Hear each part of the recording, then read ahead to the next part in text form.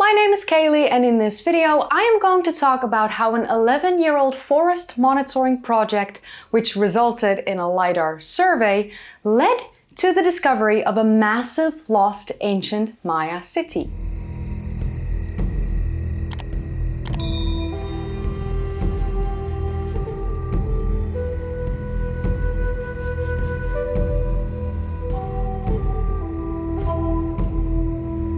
So first, let's take a quick look at where the Maya city is located and how this discovery came to be, before we take a look into the city itself and the amount of people that could have possibly inhabited it.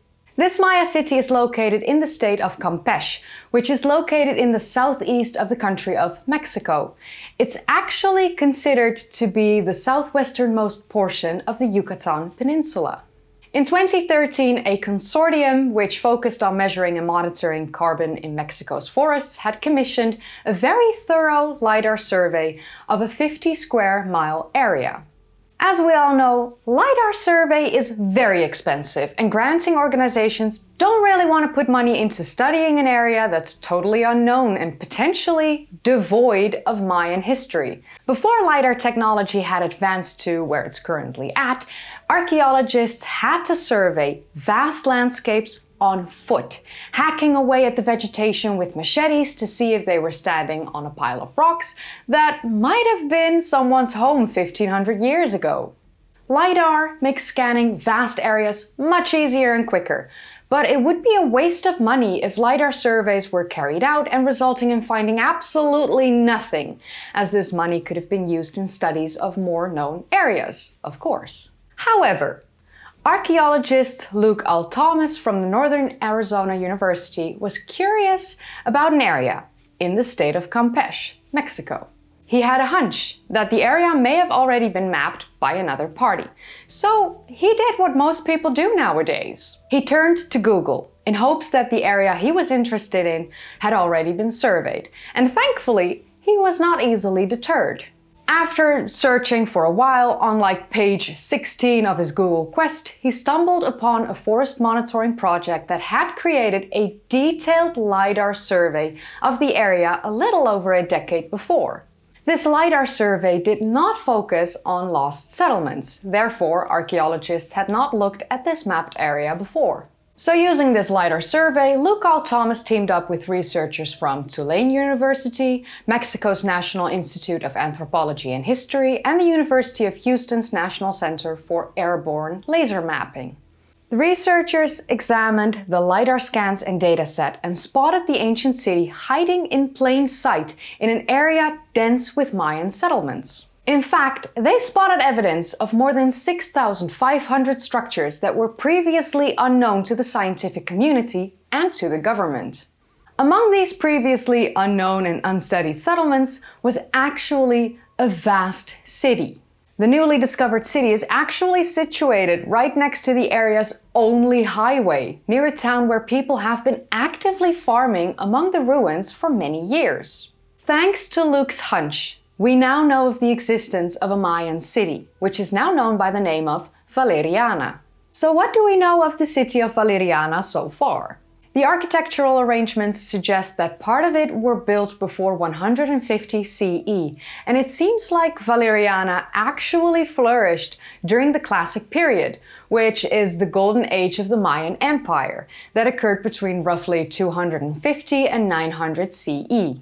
Valeriana was made of two monumental precincts, of which the larger one has all the hallmarks of a classic Maya political capital, complete with multiple enclosed connected plazas, a ball court, temple pyramids, and a freshwater reservoir. Valeriana may have been home to between 30,000 and 50,000 people at its peak, and the city seemed to have been abandoned and fallen into ruins somewhere between 800 and 1000 CE. But why was it abandoned? Well, according to the researchers, this is most likely due to a complex set of reasons, including climate change.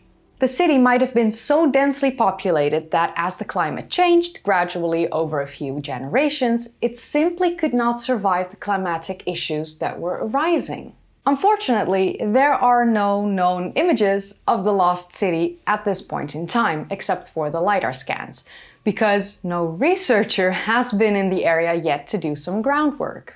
Thankfully, the researchers are now planning to visit Valeriana and the surrounding settlements in person to learn more about the ancient rural population of the Maya lowlands. Studying these previously unknown settlements and this city may expand our view of what urban living can look like, as Maya cities are incredibly diverse.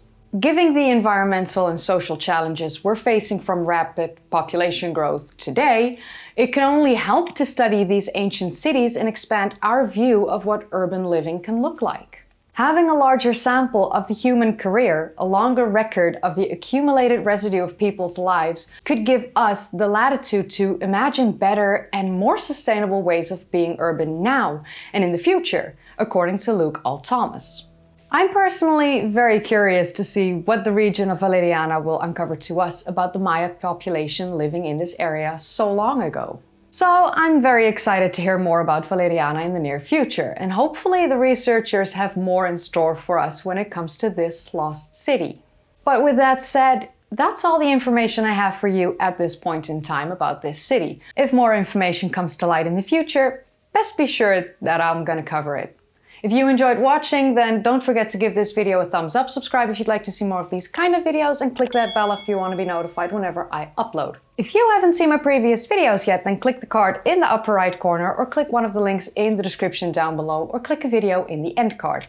I would also like to say a massive thank you to my patrons and my channel members. Thank you so much for supporting me. And as you can see, I'm back from Turkey. I was sick in the last week and it took me a while to completely recover from all of it, and just the experience itself. It was absolutely incredible. I loved my time there, and I might be doing another tour to Turkey in a year or so.